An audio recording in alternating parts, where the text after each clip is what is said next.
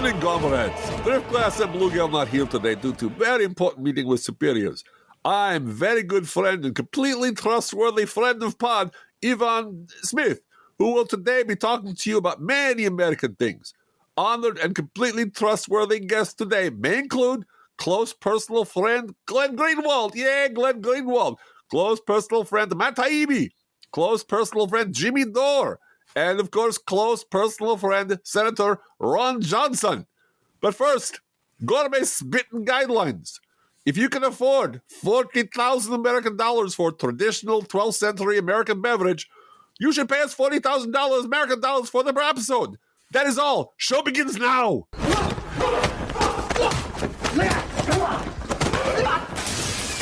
Okay, none of that was authorized by the professional left. I want to be very clear about that, which you can listen to wherever you get your podcasts on Netroots Radio or at our website, proleftpod.com, where you can also contribute to this podcast. There is a PayPal button at our website, or you can mail us a letter and or contribution at P.O. Box 9133, Springfield, Illinois, 62791. This is the podcast for the week of September 6th, 2024. It's not safe for work. Recorded live from the Cornfield Resistance, where we're hoping our Putin money will tide us over until this month's Soros check clears, because both sides, baby. It's the professional left with Driftglass and Bluegal.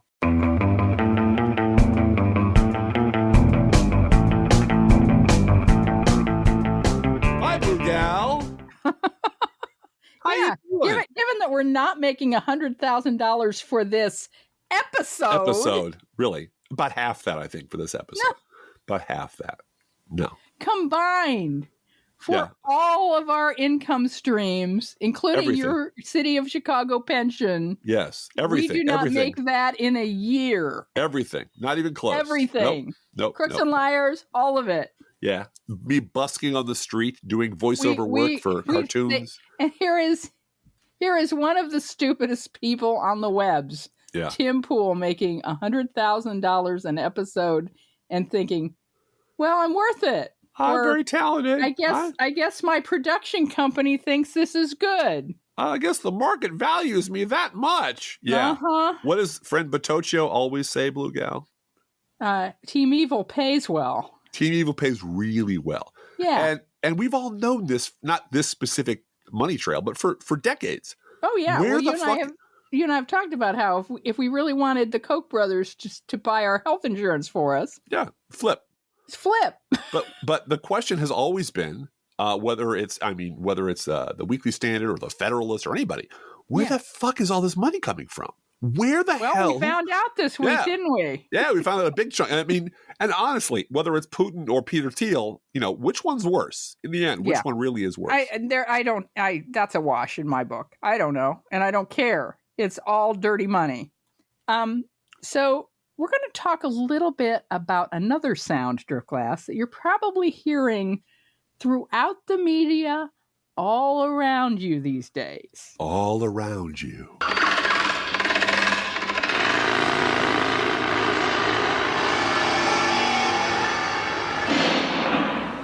That is the sound of an armada of lifeboats being slapped together by people who do not want to get caught without transportation when the hard rain starts to fall.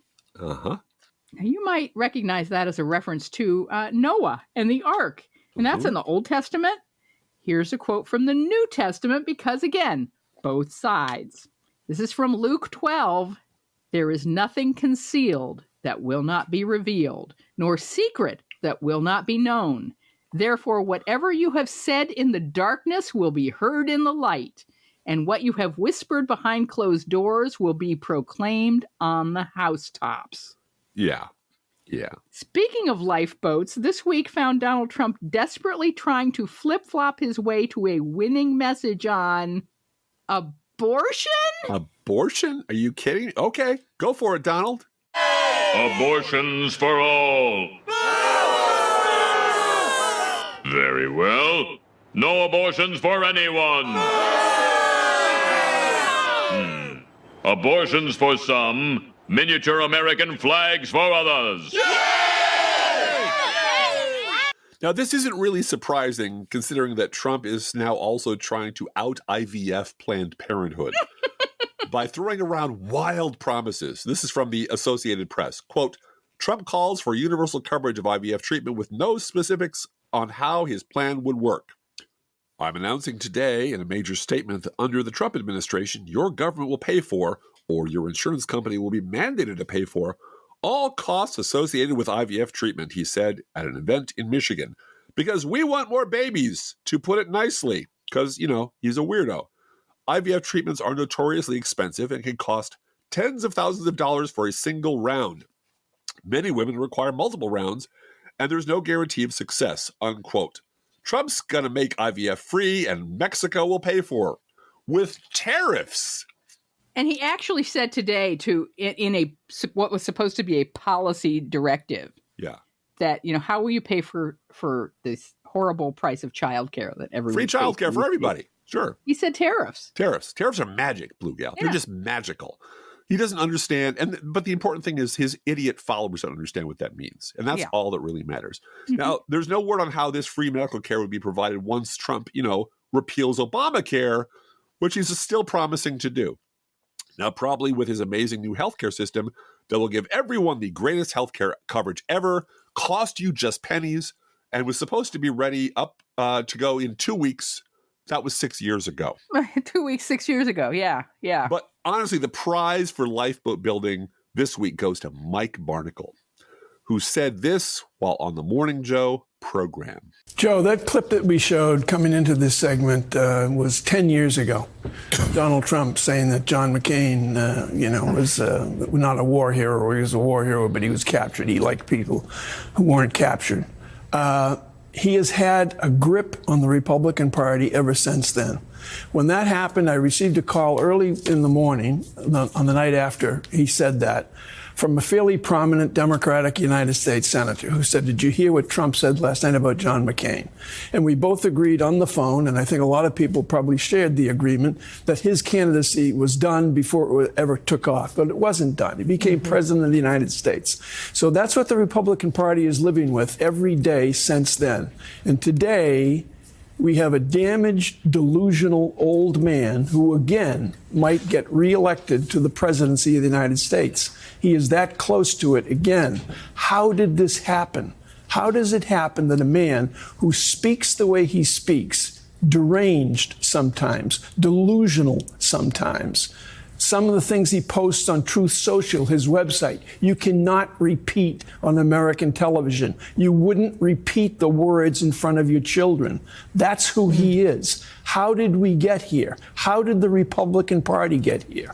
And I have to tell you, and I hesitate to say this, and I don't know whether Jonathan or Willie or Donnie would agree with me, but there's a false equivalency going on in the coverage of this race, in that Donald Trump can say whatever crazy things he wants to say about submarines and sharks and electric batteries, whatever he wants to say.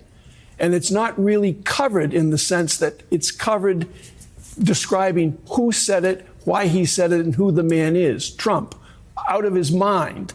And always in that story, in the equivalency, the false equivalency by too many reporters and too many American newspapers. There's also, by the way, Kamala Harris changed her mind on fracking. They always throw in something like that in coverage of the story. It's ridiculous. We don't cover the man for how dangerous he is. And I described it as Mike Barnicle sitting in the Manhattan Project's Los Alamos lab, wondering where all those atomic bombs came from. And look, he's being hailed as a hero for speaking truth to power in other quarters. Yeah. And I ain't doing that. No. For a very good reason. He actually spoke truth there. He did. No, but he's not being hailed here because we have a long memory. And we know what was going on with that show during the actual 2016 election. We know what Joe Scarborough was fucking up to. We know what Mike Barnicle was witness to for all these decades. Yeah, exactly. And Keith Olbermann made Joe Scarborough worst person of the day today. That we're recording this on Thursday. And he did a long thing about it. It all sounded very familiar to those of us who have archives. Very familiar. And speaking of archives, this is me writing at Crooks and Liars on August 22nd of 2017. So that is 7 years ago. Sorry, GOP, there is no soft landing for Trump or you. And this was Morning Joe, Noah Rothman. Oh. You know, the smuggest, most punchable face in all of television, associate editor of commentary, who they're sitting there talking about a Trump exit and says, if Republicans need to create a soft landing space for him, they should be considering how that would go right now. The thing is, everybody on that panel knows what everyone in my house knows. There are no lifeboats yet for how Republicans separate themselves from Donald Trump. The base of the Republican Party is the problem. They are still very much with Trump.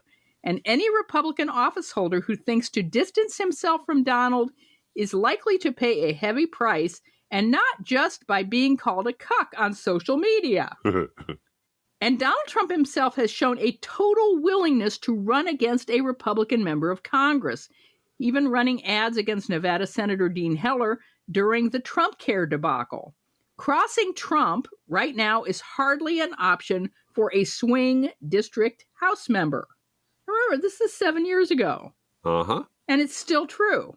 The other problem is that the last time the Republican Party abandoned their own history and reinvented their past is still very fresh in memory. The average GOP voter could only abandon George W. Bush once a thoroughly astroturfed Tea Party movement that the complicit media pretended was a whole new political phenomenon. Uh-huh. Gave them a rallying cry, absent any mention of W.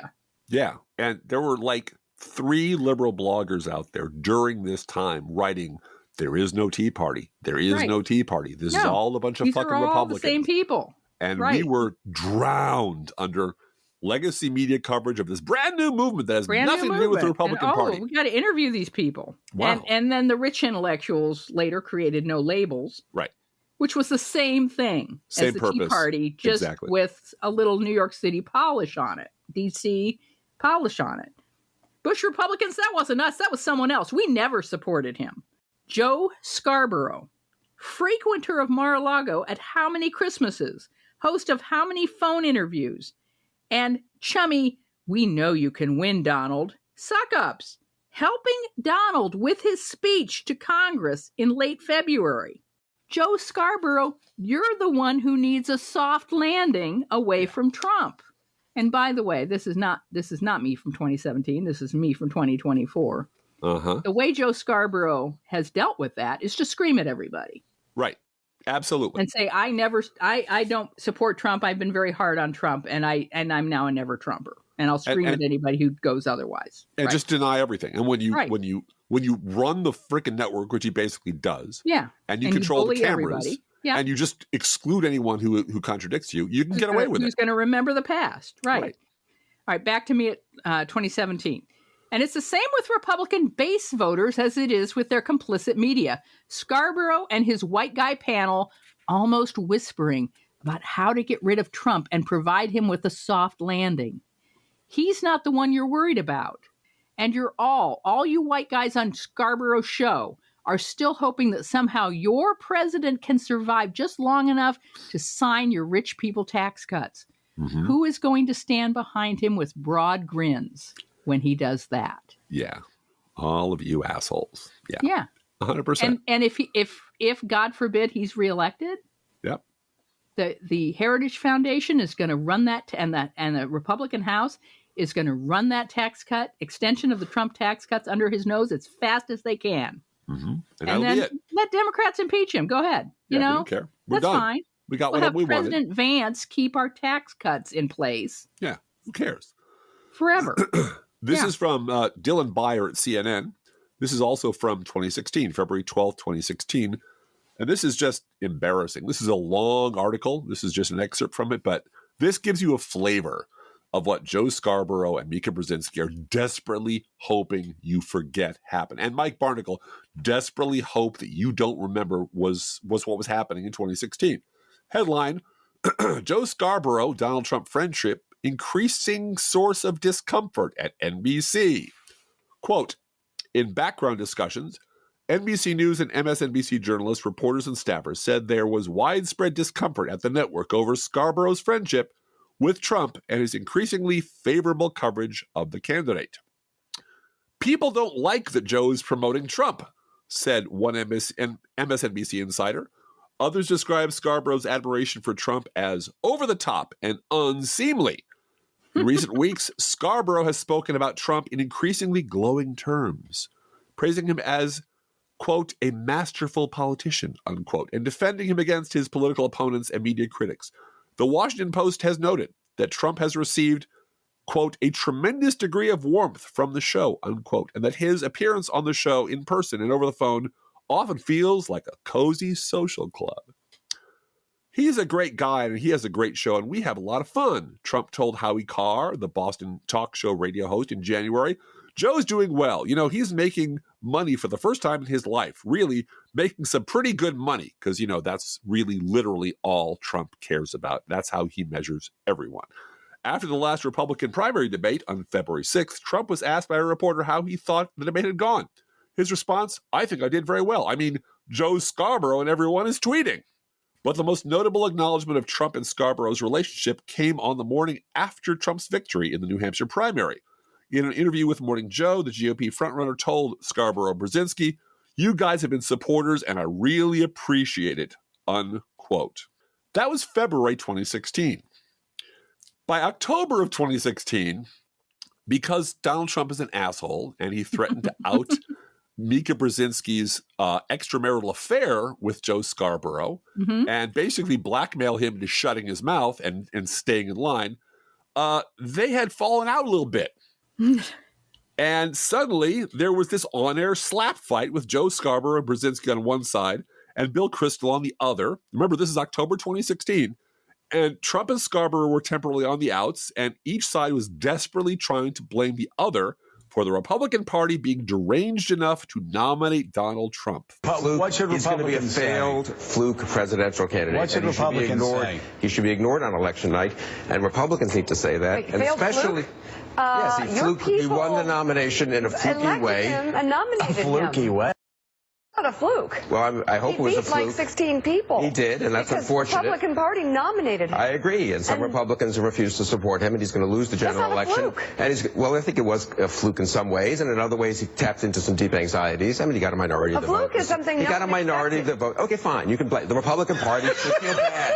Does that make you feel better? Does that make you feel better about yes, it? You feel great because the Republican Party nominated a guy who's really a bad guy as president, and you think it's funny and amusing. No, I actually think Republicans need to come clean on themselves. Well, thank you. Including leaders of the Republican Party. What does come clean on themselves mean? Just They be oppose. honest about what's right and wrong. And well, what's wrong is Donald Trump. This show was very tough. This show was really tough on Trump in late 2015 and early 2016. We were. Are you going to pretend that? We were. Oh, fine. If that's your way of rewriting history, You mean when that's Joe fine went up with on you him and he guys. wouldn't answer a question? Oh, You mean when we peppered him with yeah. A lot of people accommodated Donald Trump at different times. I think but I'm not going to get into. We don't. Well, no, you just did. You lied. I Please did don't not come on lie. my air and lie. You said in late 15, in early December 2000. I can't even believe you're doing this. I don't know why you're so bitter. I'm not bitter. I'm trying to say the Republicans. I'm trying to say the Republicans need to. And all of it has been bulldozed down the fucking memory hole. All of it. And that's why Mike Barnicle can be a hero demanding answers about how did the Republican Party get here on the very same set where Donald Trump got monthly tongue baths over the phone during the 2016 election cycle. Fucking men. Yeah. Monthly. Monthly. Hi, and then Donald. And it was terrible. You did a whole thing on it. You were like, you were one of the only people out there posting about all the phone calls. Let's not forget the phone calls, coaching him on his speeches, in the audience for his first speech as president. Because he helped write it. Helped write it. And this is Joe Scarborough swearing now that I never did any of that stuff, never happened, and calling Bill Kristol a liar for saying it on his show. Right. And of course, now they're all friends. Now everybody's friends. Let's all, because we need a lifeboat that contains everyone. So Right. we're all going to pretend that we're all friends now. And the real And enemy... we're all never Trumpers. That's right. And Right. we all... Basically, we now run MSNBC. It's our network now. And anyone that tries to cross us, we will run down the hall to the execs because we've got 4 hours in the morning with fairly good ratings. And Kamala Harris watches our show while she's on the treadmill. So do what we say, or I will scream at you. And this is the bully. Joe Scarborough's just a bully. Yeah. Driftglass. Let's do a news roundup, Blue Gal. Why don't we do a news roundup?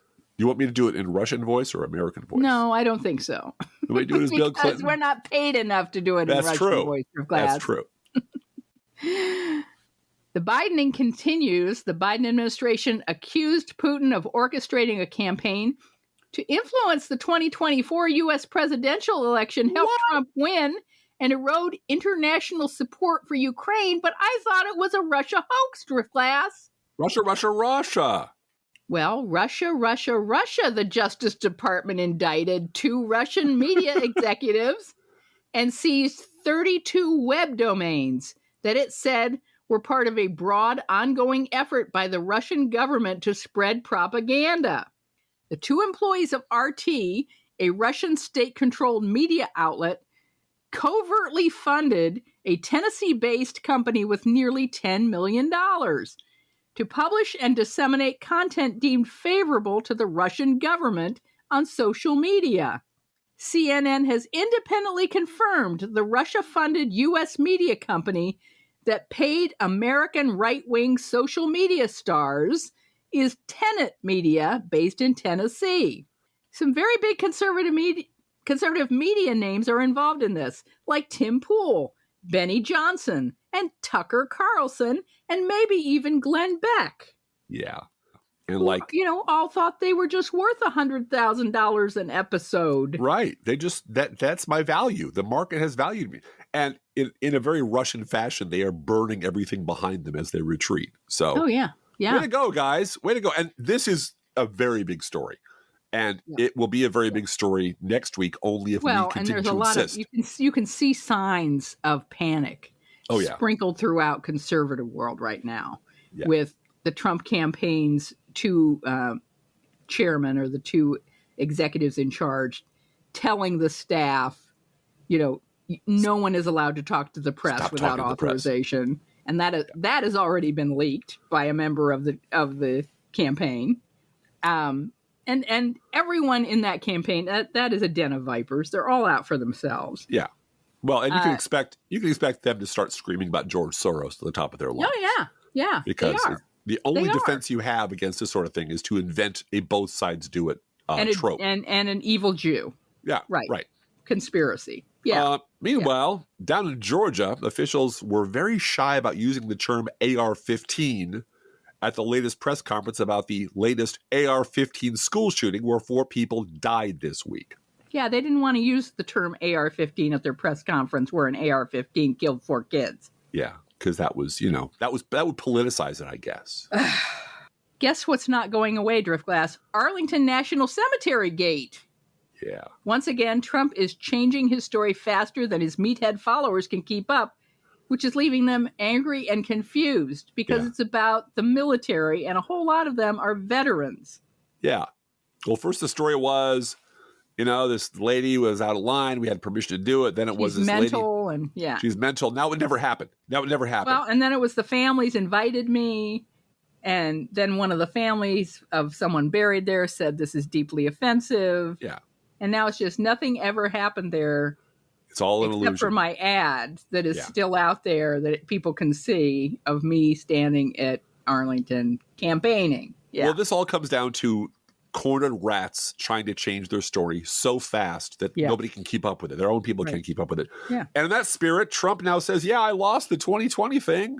You know what? Lost that by hair, but I did lose, which caused Nick Fuentes to, performatively lose his mind. Yeah. But he threw a tantrum. To me, that was the most dramatic lifeboat building of the week. Yeah. Because here was Nick Fuentes, acknowledged white nationalist Nazi. Yeah. saying, why did we do Stop the Steal? Why did we do January 6th? We was fooled. We was bamboozled. Oh, my God. Fuck you. Yeah.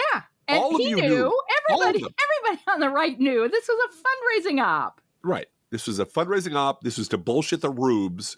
Yeah. And that's what it was about. But he knows Trump is good. He knows he can read polls. He has access to insider information from the Trump campaign. There are people calling him. Going, is there room on your couch? He can see that Donald Trump isn't campaigning anywhere this week. Right. He's golfing. He's farting around and golfing. He's going on Truth Social 19 times a night. Yeah. And making his little speeches about God knows what to God knows who. Yeah. And that's it. A record measles outbreak in Oregon. Guess what it's being blamed on, Blue Gal? Anti-vaxxers and RFK Jr. people? Yep. Vaccine exemptions. From Variety, this is probably my favorite story of the week, Driftglass. Yeah.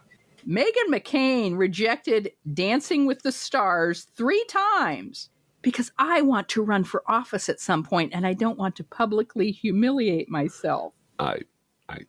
Oh, honey. Her hairstyles on The View mean that ship has sailed. Oh, honey.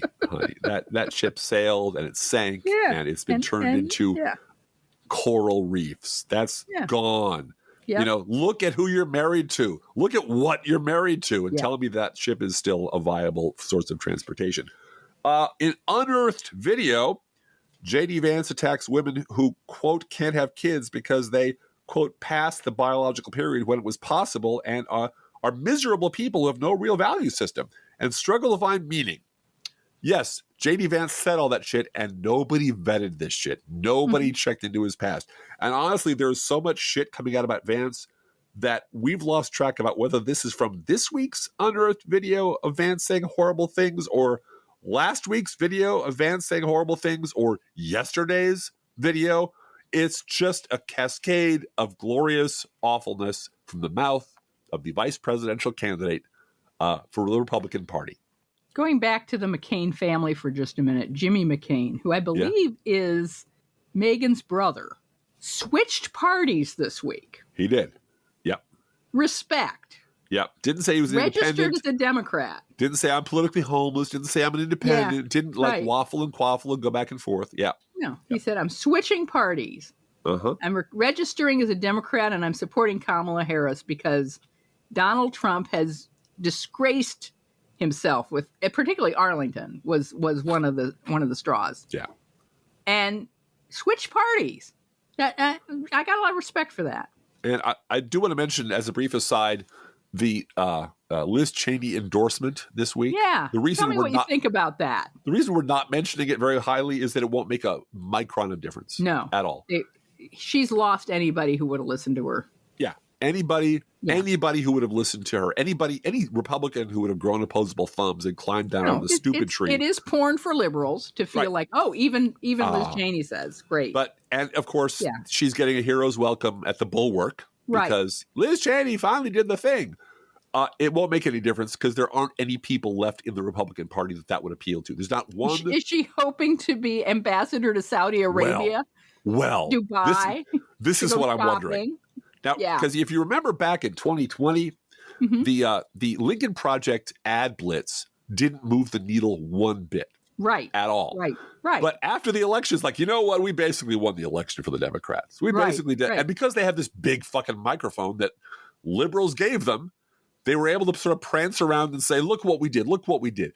If Harris Walz wins, as God is my witness, Liz Cheney is going to be strutting around like wanting a Cheney. Cash a check. Right. Cash a check. Say, you know what? But for my endorsement, these people probably wouldn't have won. Right. So what are you going to do for me? Where am I going to be an ambassador to? I want to go shopping in Dubai, like I did when I had that make work job with the government, while my dad was vice president. Because at the end of the day, Liz Cheney is a fucking Cheney. She looks after Liz Cheney. Yes. Yeah. Right. So what was Democratic vice presidential candidate Tim Walz doing this week? Well, he took some time out from barnstorming the Midwest, and he fed a baby calf. He did. Some milk, and it was so sweet.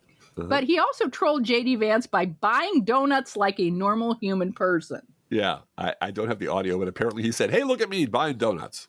Buying donuts like a normal person with his daughter. Yeah. Now, his daughter turned off a couple people by wanting pumpkin donuts, but that happens. I think pumpkin donuts are all right. It happens in the best of families. We disagree. Boy, does she remind me of some kids from our household. Oh my God. Yeah. She is what they call a sib in the autism world. Absolutely. And sibs are special. They are.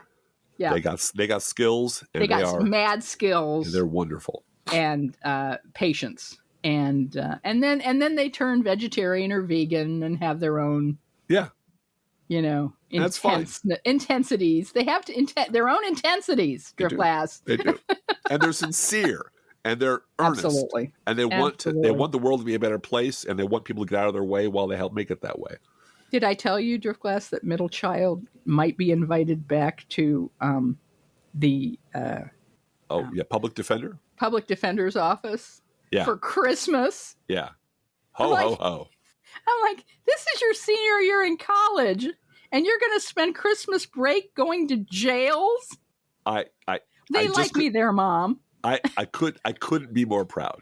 I couldn't be prouder either. I couldn't be prouder. Yeah. But it like you said, they have their own intensities. Yes.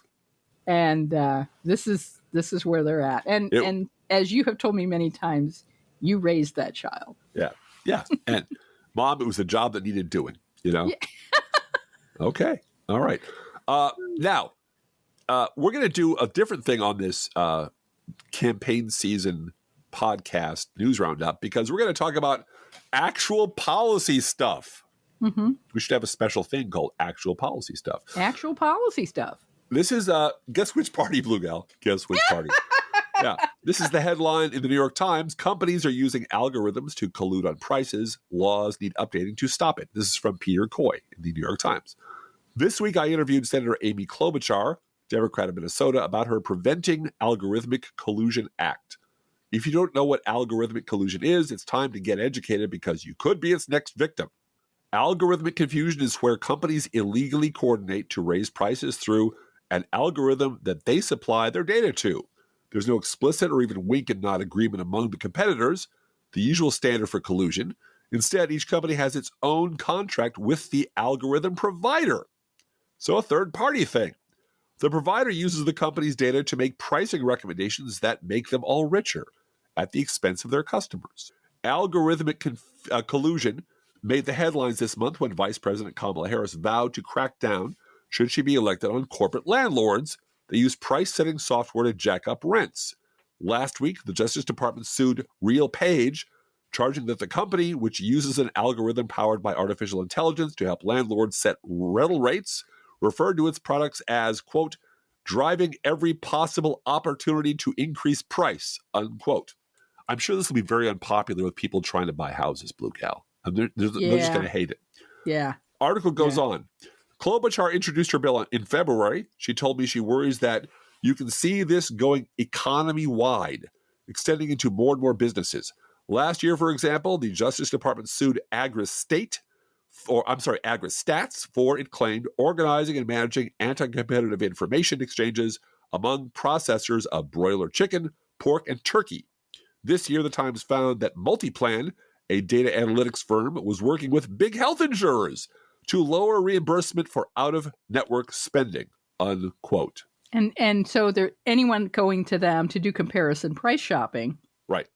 There's no comparison because they've all gone through one company to set their prices. Right. This reminds me, in a way, I don't know if you remember this, Driftglass, how Carly Fiorina in 2016 colluded with the Political Action Committee, where there was legally supposed to be no coordination, quote unquote. Yep. And they used Facebook. She just put up at her Facebook page, I'm going to be in Des Moines, Iowa on Saturday. Uh-huh. And volunteers who were paid, they weren't volunteers, they were paid people by the Political Action Committee, would show up at the venue with buttons and tablecloths and banners and set up the party, party planners, right? Yeah. But there was no coordination. They just read it on Facebook that she was going to be there. Well, we've talked about this before as an analogy. This reminds me of the days of cloning IBM computers. Yes, right. Where you would hire an engineer to deconstruct the PC down to its components and make a very explicit set of instructions on how to build the thing. Then you would hire what they call a virgin, another engineer from another company, and give that person the specs as if they were just brand new. That person would then build a replica of that machine with quote unquote no former knowledge or prior knowledge of where it came from. Right. And that's how you clone a machine. You just do it through a third party. You get one person to do the front end, and then you pay them a lot of money and they go away. And then you get another person who has no contact with them to do the back end.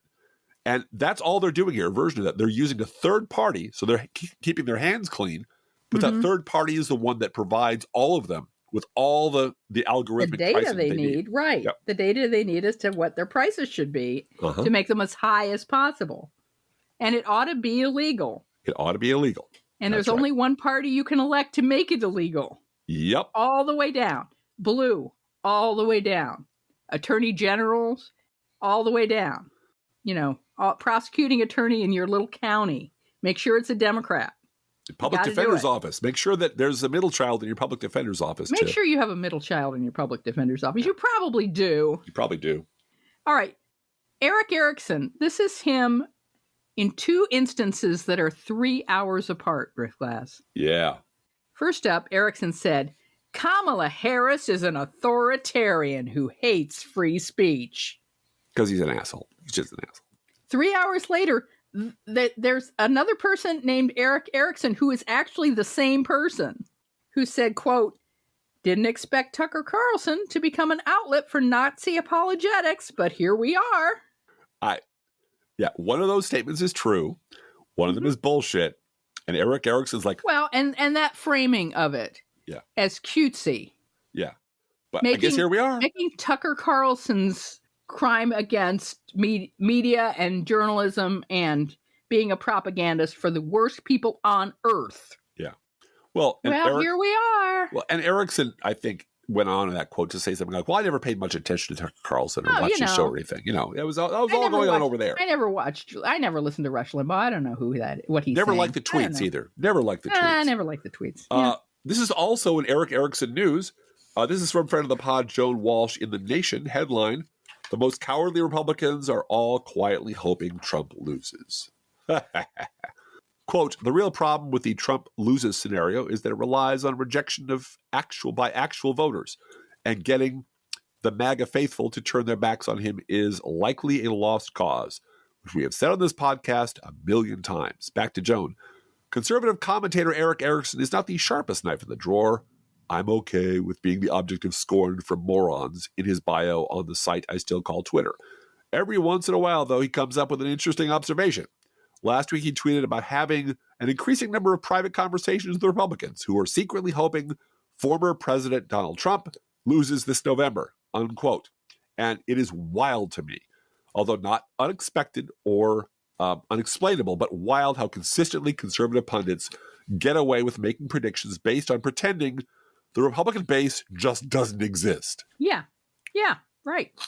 Fresh from getting its proverbial teeth punched down its proverbial throat by giving National Review plague rat Rich Lowry an August 26th guest editorial spot to proclaim Trump can win on character, the September 3rd New York fucking Times told the August 26th New York fucking Times to hold my beer, and then gave Trump pocket pal Lindsey Graham a guest editorial spot on the pages of their paper, Driftglass, to explain, quote, how Trump can improve his chances of winning. Yeah, I don't think there's any saving that paper, Blue Gal. I don't know how to tell you this. I think it's no, I think it's dead. It's pretty much Wordle and the book review, and that's it. And connections. Don't forget connections. Connections and the puzzle. The puzzle page and the book review section. And that's it. I'm afraid that's it. That's it. Donald Trump claimed he had every right to interfere in the 2020 presidential election in a Fox News interview. Trump said, it's so crazy that my poll numbers go up. Whoever heard you get indicted for interfering with the presidential election where you had every right to do it? You get indicted and your poll numbers go up. Crazy.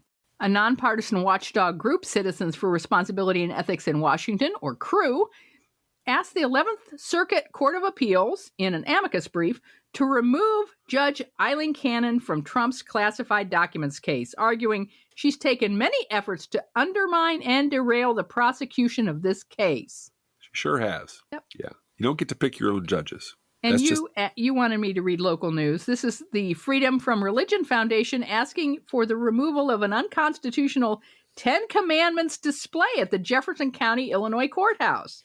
Freedom from Religion Foundation was informed that a 10 Commandments display was recently installed at the courthouse in Mount Vernon, Illinois. The display is a nearly 6.5 feet tall and sits in the center of the first floor lobby. This is just like Alabama. Yep. This is absolutely the same thing. The display includes a Protestant version of the 10 Commandments, given its particular language and numbering. At the bottom of the display is the biblical quote from Proverbs 21:15, which reads, "When justice is done, it is a joy to the righteous, but terror to the evildoers." It's another Bible quote in the middle of a courthouse. Yep. Government promotion of one particular religion deters the non-religious and minority religions from accessing important government services, an FFRF spokesman wrote to the Jefferson County Board chair. But whatever judge did that, first of all, was elected in a red county. Oh, yeah. And is going to have bragging rights. And if somebody is able to take it down because the Freedom from Religion Foundation complained, they now have a rallying cry to get reelected in that red county. And mission accomplished. That's it. Fundraise off it. Let's fundraise off of those. And text about how they're taking away your 10 Commandments from you. Those dirty atheist commie liberals are taking away your Bible. Exactly. Exactly. Each week we post an Internet Kitty sent in by you, the listeners, to our Facebook page and website. This week's Internet Kitty is named Gigi. Gigi is a big old black cat. They call him Gigi, Destroyer of Worlds, and Gigi really looks the part. In this picture, Gigi appears to be saying, "What you looking at, asshole?" Keep moving. Just keep moving. Just keep moving. And of course, Gigi eats freshly poured pet food, our fake sponsor. Whether you serve pet store perfection or dollar store direct, your cat will sit up against the brick wall and demand that the food they eat is only freshly poured. Damn it. Freshly poured, freshly poured. Oh my Lord, it's freshly poured. You can visit Gigi. This is a tough-looking kitty, but I'm sure Gigi is very sweet to the right people. Uh-huh. Visit Gigi at our Facebook page or website, proleftpod.com, and you can send your internet kitty, dog, or other pet to us at our email address, proleftpodcast@gmail.com, where you can write to both of us. Feel free to write us. We love hearing from you. Be aware that if you write to us at any of our addresses, we reserve the right to read your email or U.S. Postal Service. Go, Postal Unions! Letter on the air unless you say otherwise. And don't forget our gourmet coffee guidelines, or in this case, some hot tea, because you might be able to tell I still have a little bit of cold left in my voice. If you can afford to buy a hot cup of tea or an espresso-based beverage for yourself, buy one for us. This isn't charity. This is our job. And you know what? 10 ain't paying us a nickel. Nope. If you can spare $5 a month, please spare $5 a month at patreon.com/proleftpod. Also, if you could, please share our show on social media. And if you love this podcast, please get someone else to listen. And we really appreciate you doing that. We have a couple extra minutes. Can I just say that today it really hit me the extent to which the internet is just a constant bombardment of ads. Oh, God, yes. That's its entire purpose, is to advertise shit to you. Yeah. And apart from freshly poured cat food and the occasional other podcast, this is apart from YouTube, which is a whole nother different story. They put slap ads on everything, whether you ask them to or not. We are ad free. We are. Because I don't want to be that person. I don't want to be the person that becomes a marketing person instead of somebody trying to speak truth to power and analyzing what's really wrong with the media. And we had some very kind emails and tweets this week and social media posts this week about, man, you guys really sailed through this whole summer. Yeah. With Yes. And I said it wasn't hard. We were loyal to Joe Biden because he's the Democratic president of the United States. And then we applauded all of the decisions he made. Right. That's it. It's not complicated. Right. This is our party. It wasn't hard. No. He's our president. He's our party. He's running the Democratic Party and he's running the country. And then he made a decision. Right. And we supported his decisions. And he made very good decisions, I think. These great decisions. It was handled as well as you could possibly imagine it being handled. Yeah. And we couldn't be more proud. And the convention was great. And we're still feeling very confident. And we're going to work hard. And we're going to work hard. And there's only 61 or 60 days till the election. So we're I kind of at like it. this short election season anyway. Me too. It's not complicated and it's not difficult. And it's not complicated to go ad-free and not take money from Russian corporations, Russian-funded corporations, and pretend you didn't know. Yeah. I didn't know. You just turn down $100,000 checks if they appear at your door because something's fishy there. They're really bad. I forgot armed robbery was illegal. Yeah. The old Steve Martin line. Absolutely. Hey, Driftglass. Yeah, Blue Gal. How are the Internet Kitties doing this week? Those Internet Kitties know there's something fishy, and not in a delicious way, about podcasters getting paid $100,000 an episode. Let's think about living. Think about living. Let's think about loving. Think about loving. Let's think about the hooping and the hopping and the popping and the lovey-dovey. Lovey-dovey-dovey. Let's forget about the wine and the crying, the shooting and the dying, and the fellow with the switchblade knife. Let's think about living. Let's think about life. The Professional Left podcast is recorded under a Creative Commons license. Copyright 2024-25, GGBG Productions.